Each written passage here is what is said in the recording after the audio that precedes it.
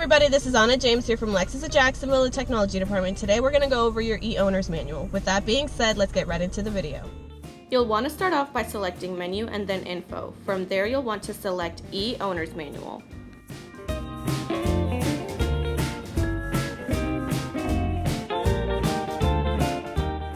You can look features up by the table of contents.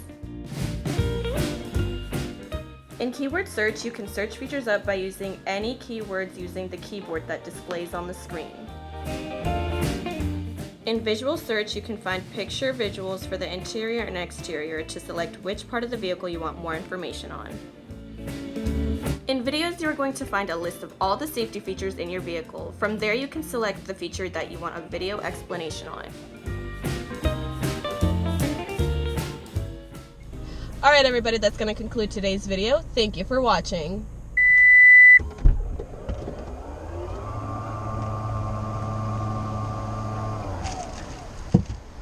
Oh, hey there. You got any questions, comments, or concerns? Let us know.